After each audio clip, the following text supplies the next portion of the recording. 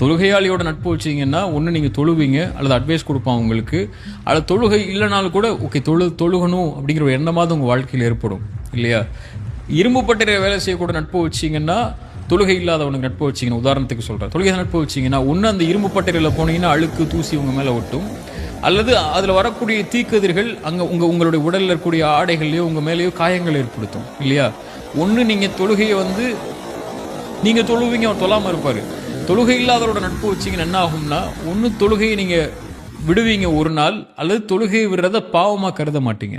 சிகரெட்டோ சாராயமோ அல்லது மதுவோ அடிக்கக்கூடிய ஒரு ஒருத்தனோட நட்பு வச்சிங்கன்னா நீங்கள் சிகரெட் அடிக்காமல் இருக்கலாம், நீங்கள் அதனால் நீங்கள் அவர் சிகரெட் வாங்கி கொடுக்காம கூட இருக்கலாம், அல்லது மது வாங்கி கொடுக்காம கூட இருக்கலாம். ஆனால் ஒரு நாள் வரும் அது நீங்கள் தப்புன்னு கருத மாட்டீங்க. அதனால தான் உங்கள் நண்பர்களை தேர்ந்தெடுக்கும் போது நல்ல நண்பர்களை தேர்ந்தெடுத்துக் கொள்ளுங்கன்னு சொல்லுது இல்லையா?